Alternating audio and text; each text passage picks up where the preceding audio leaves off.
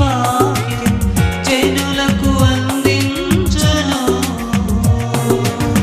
వీక్షించిన ప్రతి హృదయములోని బాధలు తొలగించును. జీవ స్వరములు దైవ కార్యాలు ఎల్లవేళల ప్రచురించును. Heaven heaven haven.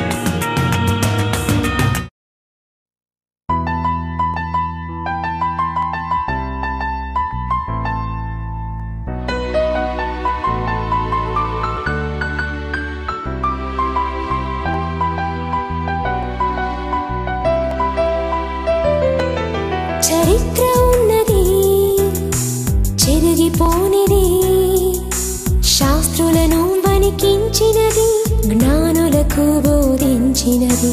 శాస్త్రులను వణికించినది, జ్ఞానులకు బోధించినది. వక్తవైన తత్వవేత్తవైన తెలుసుకో బైబిల్ జ్ఞానం.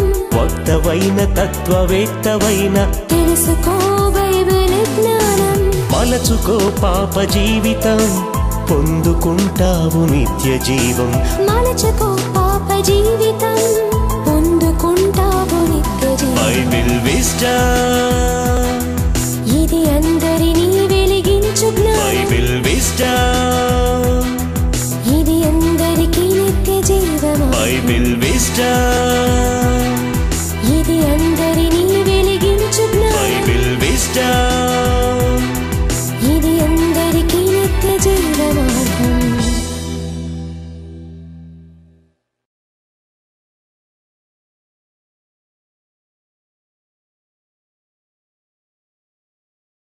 బైబిల్ విజ్డమ్ అనే ఈ కార్యక్రమాలను వీక్షిస్తున్న మా ప్రియ ప్రేక్షకులకు, మా ప్రియులకు మనందరి ప్రభువైన యేసుక్రీస్తు పేరట శుభాభివందనాలు తెలియపరుస్తూ ఉన్నాను.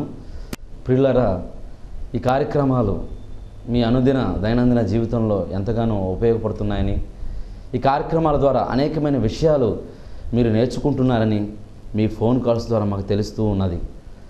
ఈరోజు కూడా ఒక అద్భుతమైన అంశాన్ని మీ ముందుంచాలని నేను ఎంతగానో ఆరాటపడుతూ ఉన్నాను.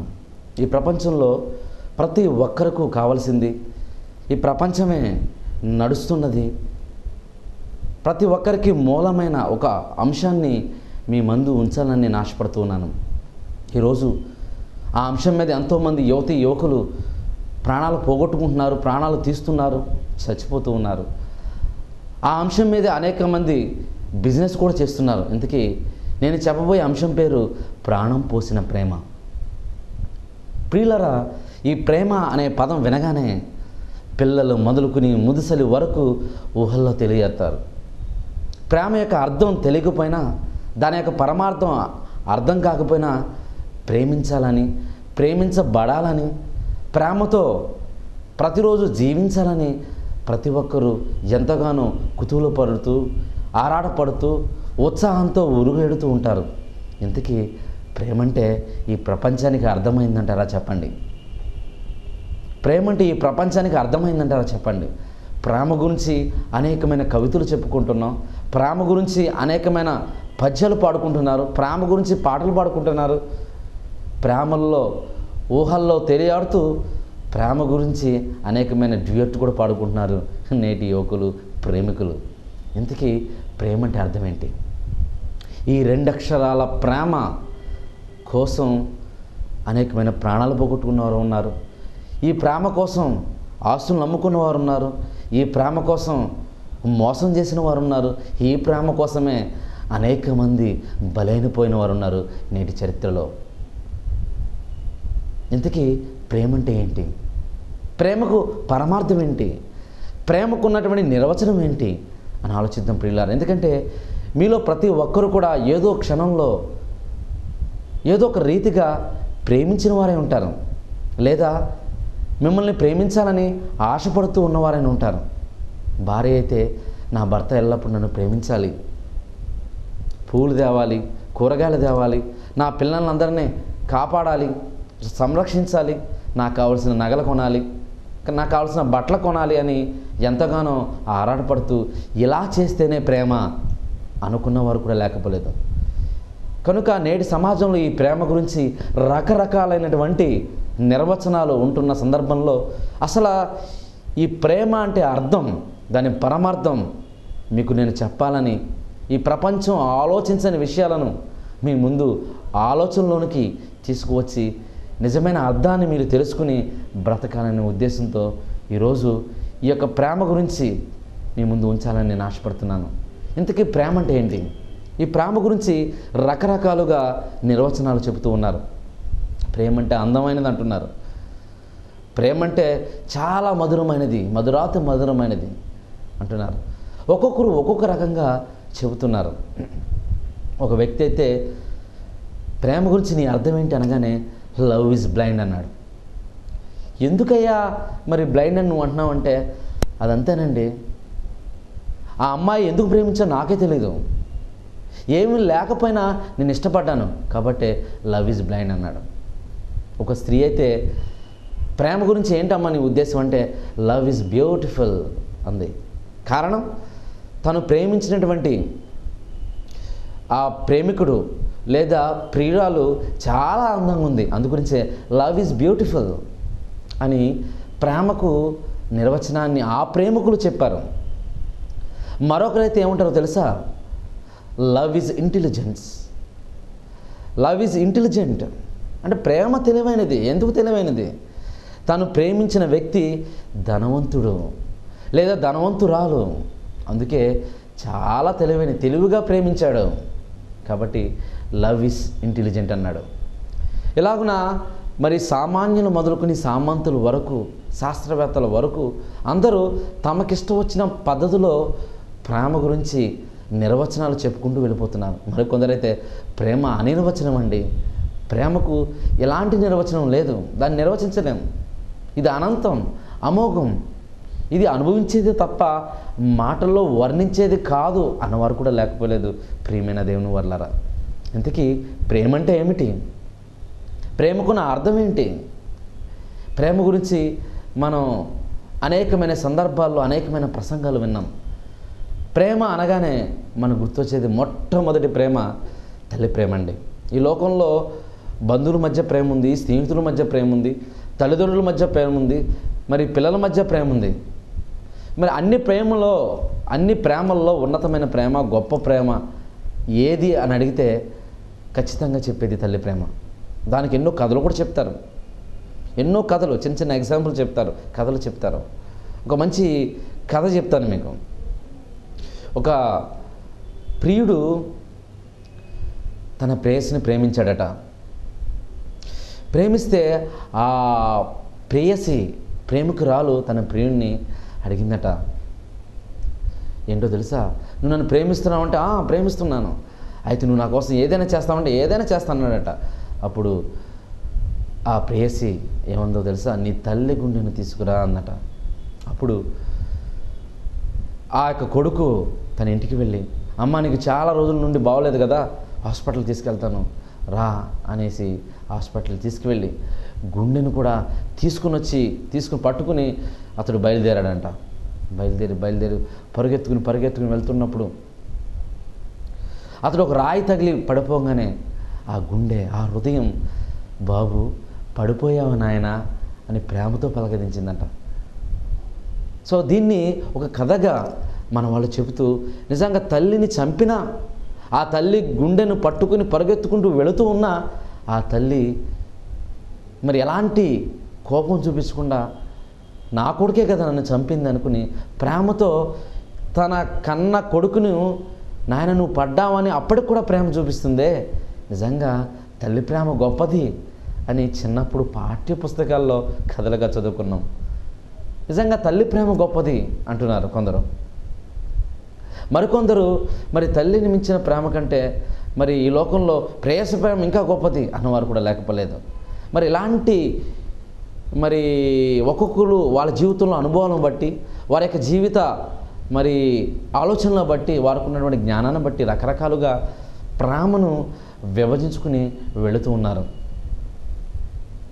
మరి ప్రేమికులు వాళ్ళ మధ్య ఎంతో మెసేజెస్, ప్రేమలో పడ్డంటే ఎన్నో మెసేజెస్, అది టెలిఫోన్స్ ద్వారా కావచ్చు, మెయిల్స్ ద్వారా కావచ్చు, ఫోన్స్ ద్వారా కావచ్చు. ఇప్పుడు ఇంటర్నెట్ బాగా పెరిగింది. సోషల్ నెట్వర్క్ల ద్వారా కావచ్చు, ఫేస్బుక్ ద్వారా కావచ్చు, ట్విట్టర్ ద్వారా కావచ్చు, వాట్సాప్ ద్వారా కావచ్చు.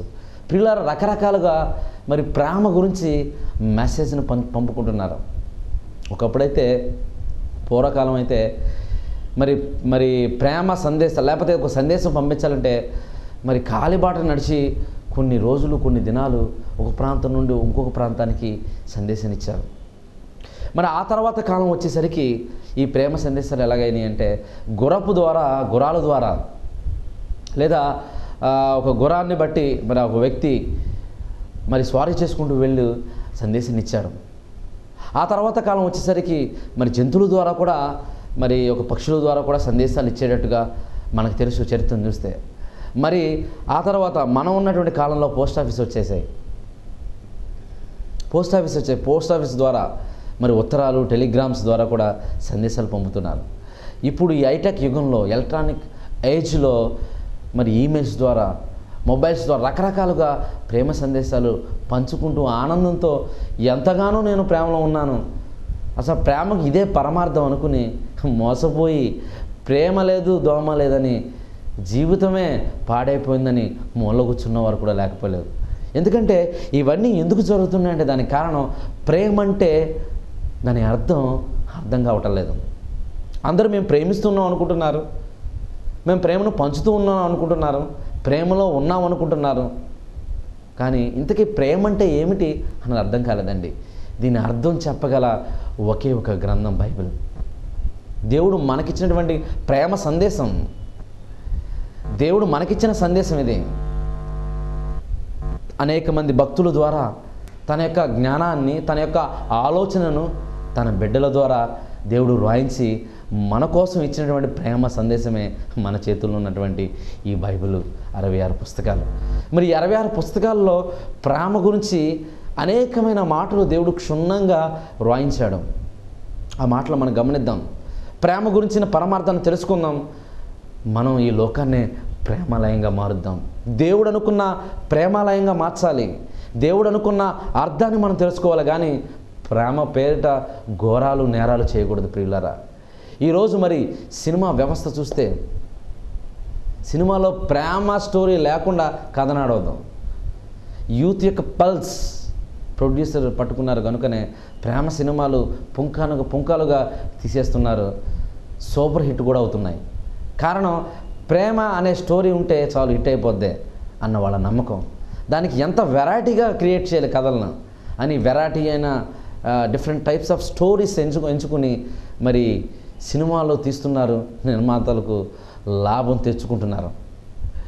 మరి ఇలాంటి తరుణంలో కొందరు బిజినెస్ చేస్తున్నారు, మరికొందరేమో వాళ్ళ స్వార్థం కోసం ఉపయోగించుకుంటున్నారు. ప్రేమ చెప్పి మోసం చేస్తున్నారు. ఇంతకీ ప్రేమించే వారికి, ప్రేమ చెప్పి మోసపోయిన వారికి, ప్రేమతో సినిమాలు చేసేవారికి ప్రేమ ప్రేమ ప్రేమ అని దేవుని ప్రేమ అని పెట్టుకుని ప్రసంగాలు చేసేవారికి ఇంతకీ ప్రేమ అంటే ఏంటో తెలుసా? ప్రేమ అంటే ఏంటో తెలుసా ప్రియులారా? ఒక్కసారి బైబిల్లో చూద్దాం. దేవుడు మనకిచ్చిన ఈ ప్రేమ సందేశాన్ని కొన్ని వేల సంవత్సరాల క్రితం దేవుడు తన శిష్యుల ద్వారా మన కోసం ఇచ్చినటువంటి ఈ ప్రేమ సందేశంలో కొన్ని మూలమైన మాటలు మీకు చెప్తాను. ఎందుకంటే ఈ ప్రేమ గురించి కొద్ది నిమిషాల్లో అయ్యేది కాదు. కొన్ని రోజులు దీని గురించి ఆలోచించాలి, చర్చించుకోవాలి. దేవుని యొక్క గ్రంథంలో నుండి వాస్తవాలను మనం గ్రహించాలి. అసలు ప్రేమ కేవలం శరీర సంబంధమైనదా లేకపోతే ఇంకా ఏమైనా ఉన్నదా అన్నది మనం ఆలోచిద్దాం. గలతీయులకు రాసిన పత్రిక 5వ అధ్యాయం 13వ వచనం ఒకసారి చూద్దాం ప్రియులారా. గలతీయులకు రాసిన పత్రిక 5వ అధ్యాయం 13వ వచనాన్ని మీరు చూస్తే అక్కడ చివరి భాగంలో ఒక మాట ఉంది. శారీర క్రియలకు హేతువ చేసుకొనక ప్రేమ కలిగిన వారై ఒకనికొకడు దాసులై ఉండుడి అని చూడండి. అంటే ప్రేమ అనేది శరీర క్రియలకు సంబంధించింది కాదు. Note this point. చాలా జాగ్రత్తగా ఆలోచించాలి. ఈ ప్రపంచం అంతా ఏమనుకుంటుందంటే ప్రేమ అంటే ఇద్దరు వ్యక్తుల మధ్య ఆకర్షణలో ఉన్నదే ప్రేమ అనుకుంటున్నారు. ఒక స్త్రీ ఒక పురుషుడు మధ్య ఉన్నటువంటి ఆకర్షణే ప్రేమ అనుకుంటున్నారు. ఒక శరీర సంబంధమైంది అనుకుంటున్నారు. పాశ్చాత్య దేశాలలో అయితే మరి ప్రేమించేవారు లేక మనుషుల్ని ప్రేమించేవారు లేక వాళ్ళు ఏం చేసుకుంటారో తెలుసా?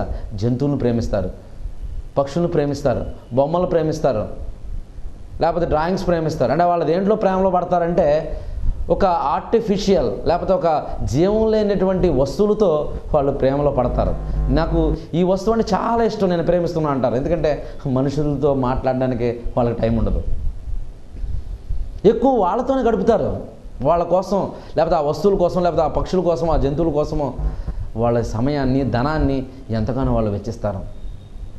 వాళ్ళకి ప్రేమ అంటే అలా అర్థమైంది. అసలు ప్రేమ అంటే ఇక్కడ మీరు గమనించినటువంటి ఒక ప్రాముఖ్యమైన అంశం ఏంటంటే, ఒక విషయం ఏంటంటే, ప్రేమ అనే పదం చాలా విలువైనది అయినప్పటికీ ఆ పదం యొక్క అర్థం రెండు వ్యక్తుల శరీరానికి సంబంధించింది కాదు అని అర్థం చేసుకోవాలి. దేవుడు కూడా ఈ ధర్మశాస్త్రాన్ని ఒక బైబిల్లో ఉన్న 66 పుస్తకాలను మనకు క్షుణ్ణంగా పరిశీలిస్తే the core value, the core command ఏముందంటే, ద గోల్డెన్ రూల్ ఏముందంటే, నిన్ను వల్ల నీ పొరుగు అని ప్రేమించాలి. అదే మెయిన్ మాట చూడండి, అదే the core object, the word. ఒకసారి చూడండి, అదే గలతీయులకు రాసిన పత్రిక 5వ అధ్యాయము మరి 14వ వచనం చూస్తే అక్కడ ఒక అద్భుతమైన మాట దేవుడు ప్రయోగించాడు. ఒక అద్భుతమైన మాటను దేవుడు ప్రయోగించాడు తన భక్తుల ద్వారా. ఏమని ఉందో చూడండి ఒకసారి. నిన్ను వలె నీ పొరుగు వానిని ప్రేమించుము అను ఒక్క మాటలో సంపూర్ణమై ఉన్నది. ధర్మశాస్త్రం అంతా సంపూర్ణమైపోయి ఉన్నదంట. ఎప్పుడు? నిన్ను వలె నీ పొరుగు వానిని ప్రేమించు అని ఒకే ఒక్క మాటతో ధర్మశాస్త్రం అంతా సంపూర్ణమైపోయి ఉన్నదంటే నిజంగా ఆ ప్రేమకు ఎంత విలువను దేవుడిచ్చాడో, ఆ ప్రేమకు ఎంత అర్థాన్ని దేవుడు తెలియజేశాడో మరి ఈరోజు మీరు గమనించాలి. ఇంతకీ ప్రేమ అంటే ఏంటి చెప్పండి? ఇంతకీ ప్రేమ అంటే ఏంటి? ప్రేమ అంత గొప్పదా?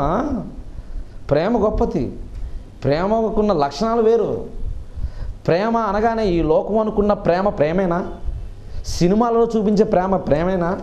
ఒక భార్య తన భర్తను చూపిస్తూ నాకు ఏమీ ఎక్కడికి తీసుకెళ్ళట్లేదు, నన్ను ప్రేమించట్లేదు, నాకు చీరలు కొనట్లేదు, అవి చేయట్లేదని మరి అలుగుతూ ఉంటుంది. అది నిజంగా ప్రేమేనా? ఒక ప్రేయసి ప్రేముల మధ్య ఉండేది నిజంగా ప్రేమేనా? దేవుడు నీ భార్య భర్తలకు ఒక బంధాన్ని పెట్టి నీవు భర్తను ప్రేమించాలి, భార్యను ప్రేమించాలని ఆజ్ఞ ఇచ్చాడు. మరి వాళ్ళు అనుకున్న ప్రేమ ఆ ప్రేమ, లేకపోతే దేవుడు ఇంకా వేరే ఏదైనా ప్రేమను చూపించాడా? ప్రియులరా, ఈ ప్రేమ గురించి మనం ఆలోచించాలి. ఎందుకంటే ఈ ప్రేమ పేరిట అనేక మంది చనిపోతున్నారండి. కొందరైతే ప్రేమ పేరు చెప్పి మోసం చేస్తున్నారు. నువ్వు లేకపోతే నేను లేనని యాసిడ్ పోసేస్తున్నారు. ఈ సినిమా మీడియా వచ్చిన తర్వాత సినిమాలు చూసి ప్రేమించుకుందాంరా, పెళ్లి చేసుకుందాంరా, కలిసి ఉందాంరా అని ఈ సినిమాలు చూసిన తర్వాత ప్రేమ అంటే ఇదేరా అనే సినిమాను చూపించి ఇదే ప్రేమ అనుకుంటున్నారు. కానీ అసలు ప్రేమ ఏంటి? దానికి ఉన్న అర్థం ఏంటి? ఆ పరమాత్ముడు జీవాత్ముడుకు బయలుపరిచిన పరమార్థాన్ని మీకు అర్థం చేయాలి, మీరు తెలుసుకోవాలి. ప్రియులారా, దేవుడు ఒక అద్భుతమైన మాట చెప్పాడు. నిన్ను వల్లే నీ పొరుగు వారిని ప్రేమించడం అంటే మన వాళ్ళు ఏమంటారో తెలుసా? నీకు ఆకలైతే అన్నం పెట్టు. నీకు ఆకలి అయితే నువ్వేం కావాలి? ఏం కోరుకుంటావు? హ్యాపీగా భోజనం కావాలి కాబట్టి భోజనం పెట్టు. అదే ప్రేమించడం. ఎదుటివాడు వస్త్రాలు లేవా? అతనికి వస్త్రాలు పంచు. అదే ప్రేమించడం. అతనికి డబ్బులు లేవా? అతనికి డబ్బులు ఇవి ప్రేమించడం. అతను ఏమైనా అవసరాలు అడిగితే అతనికి ఇవి అదే ప్రేమించడం అనుకున్నారు. నిజంగా ఇది ప్రేమ అంటారా? ఇది ప్రేమ అంటారా? ఇప్పటి వరకు మనకు అర్థమైంది ప్రేమ అంటే ఎదుటి వాడికి కావాల్సిన అక్కరను తీర్చడమే ప్రేమ. శరీర సంబంధమైన అక్కరను తీర్చడమే ప్రేమ అనుకుంటున్నాం. అది ప్రేమ అంటారా? అసలు ప్రేమ శరీర సంబంధమైనది అంటే శరీర సంబంధమైనది కాదు అన్న వాస్తవాన్ని మనకు అర్థమైంది. దానికి మీకు ఒక బలమైన వచన భాగాన్ని మీకు చూపిస్తాను. ఒక వ్యక్తి కాల్చబడుతున్నాడు అనుకోండి. ఒక మంటలో బాగా ఒక ఇల్లు కాలిపోతూ ఉన్నప్పుడు ఆ ఇళ్ళ మధ్యలో ఒక వ్యక్తి ఉన్నాడు. అతను రక్షించడానికి మరొక వ్యక్తి దూకి మరి తన శరీరం కాలిపోయినా పర్లేదు అనుకుని దూకి రక్షించాడు. మరి అతను ప్రేమించినట్ట చెప్పండి? మనం ఏమంటాం తెలుసా? నిజంగా ప్రేమించాడని అంటాం. ఒక్కసారి మీ చేతుల్లో ఉన్నటువంటి బైబిల్ తెరిచి చూడండి ప్రియులారా. కొరింథీయులకు రాసిన మొదటి పత్రిక 13వ అధ్యాయాన్ని చూస్తే ఒక మంచి మాటను దేవుడు ప్రయోగించాడు. 3-4 వచనాలు.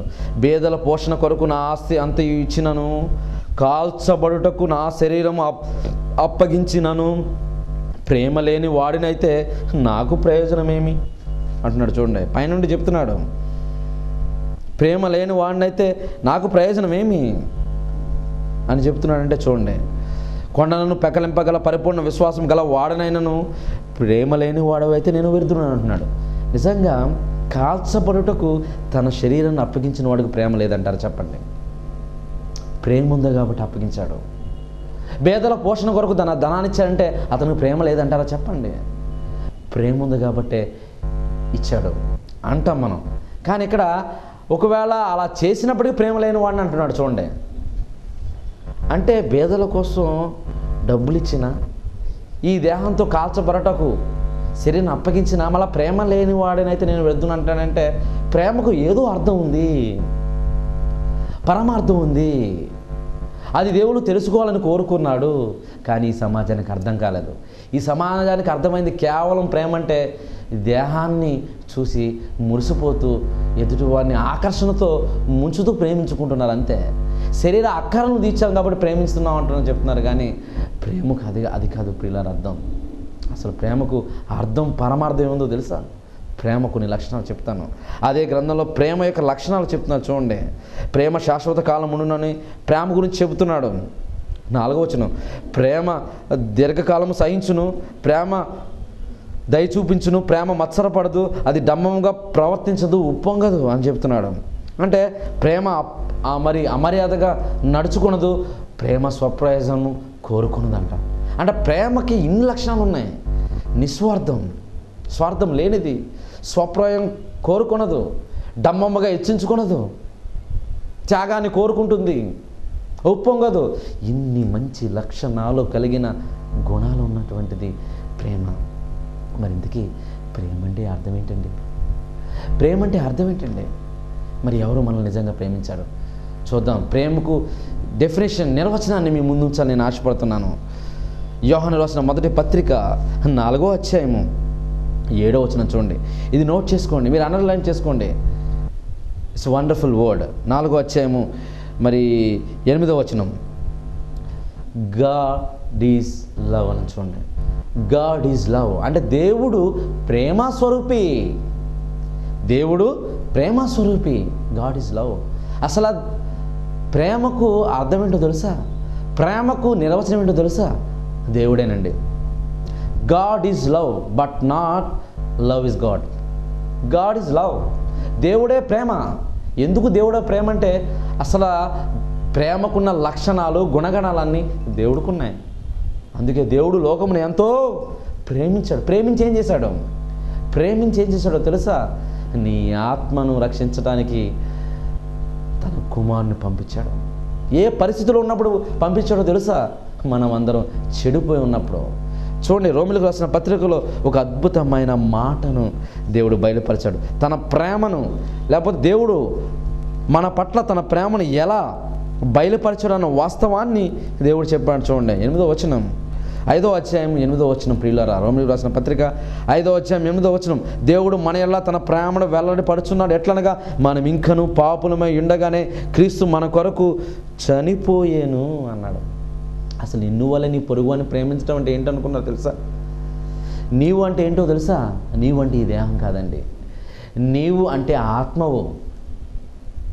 నీవంటే ఆత్మవు. నీవంటే ఆత్మవు. బైబిల్లో కూడా ఉంది. నీవు అని హెచ్కేల్ గ్రంథంలో ఉంటుంది. నీవు అని బ్రాకెట్లో ఆత్మ అని ఉంటుంది. ఈ కనపడే దేహం నీవు కాదు.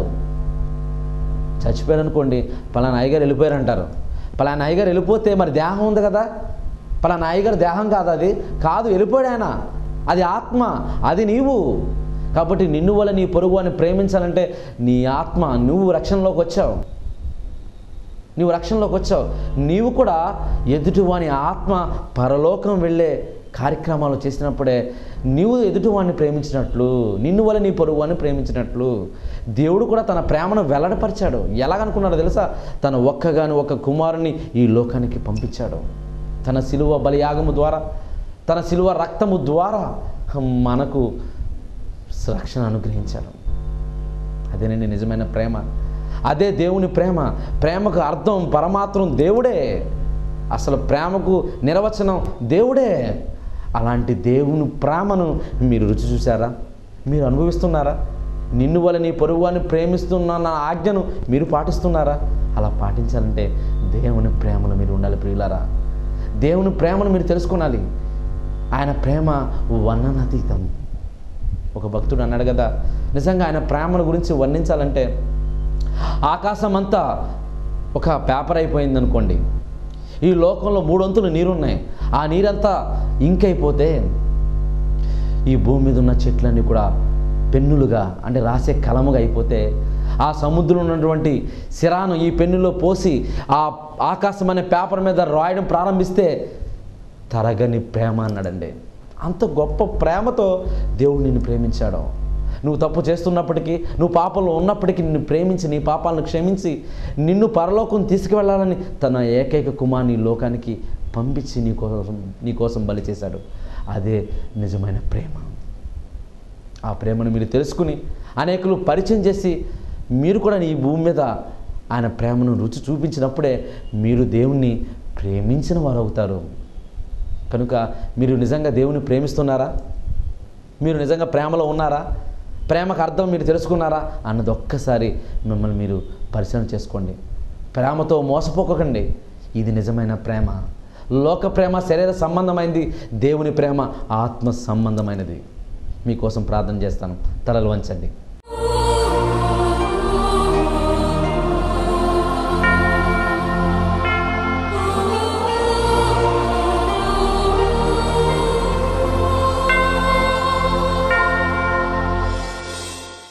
ప్రార్థన.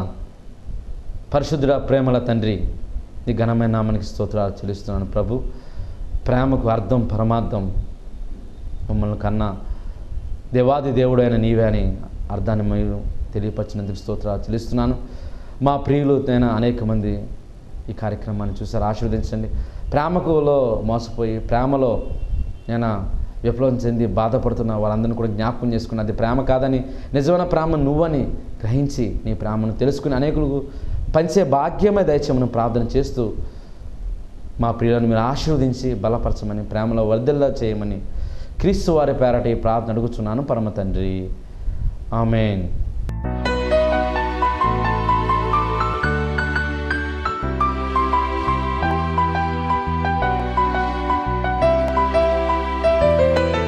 చరిత్ర ఉన్నది, చెరిగిపోనిది, శాస్త్రులను వణికించినది, జ్ఞానులకు బోధించినది.